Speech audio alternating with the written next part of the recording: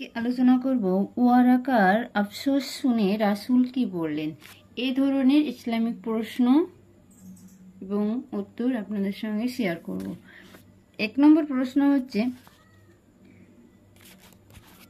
এই কথা বলার পর খাদিজা রাসূলকে কি বলে অসুস্থ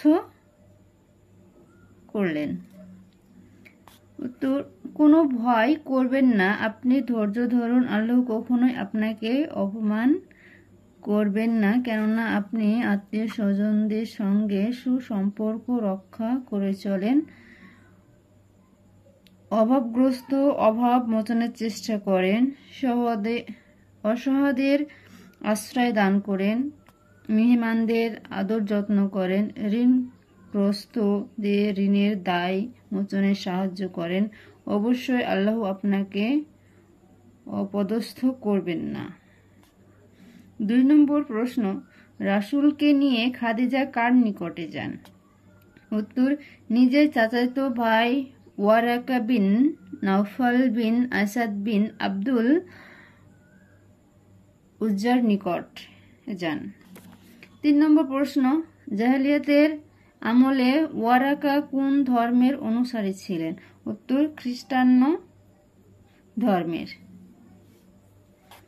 4 নম্বর প্রশ্ন, ওয়ারাকা কোন ভাষা পড়তে ও লিখতে জানতেন। উত্তর, ইব্রানি। 5 নম্বর, রাসূল বুরিয়ানি ও ইব্রানি ভাষা শেখার জন্য কোন সাহাবীকে নির্দেশ দেন। উত্তর, যায়েদ ইবনে সাবিত। 6 নম্বর প্রশ্ন, যায়েদ ইবনে সাবিত কত দিনে সুরিয়ানি ও ইব্রানি ভাষা শেখেন। উত্তর, মাত্র 15 দিনে। 7 নম্বর প্রশ্ন, খাদিজা ওয়ারাকাকে কি বলেন। উত্তর, আপনার ভাতিজার কথা মনোযোগ দিয়ে শুনুন, তিনি কি যেন সব কথাবার্তা বলছেন এবং অস্থির হয়ে পড়ছেন। 8 নম্বর প্রশ্ন, ওয়ারাকা বিন নওফলের নিকট মোহাম্মদ সবকিছু খুলে বললে তিনি জবাবে কি বলেন। উত্তর, সবকিছু শুনে বিস্ময় বিহ্বল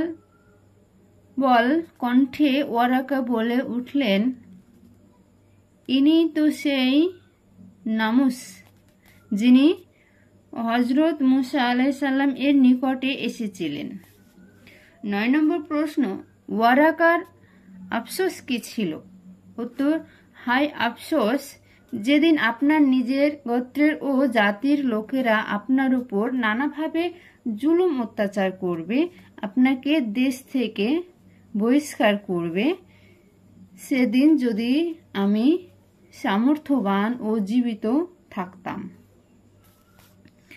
10 নম্বর প্রশ্ন, ওয়ারাকার আফসোস শুনে রাসূল কি বললেন। উত্তর, সত্যি, ওরা আমাকে দেশ থেকে বহিষ্কার করে দেবে। আজ এই পর্যন্ত, আবার পরের ভিডিওতে আপনাদের সঙ্গে আরো নতুন প্রশ্ন এবং উত্তর শেয়ার করব।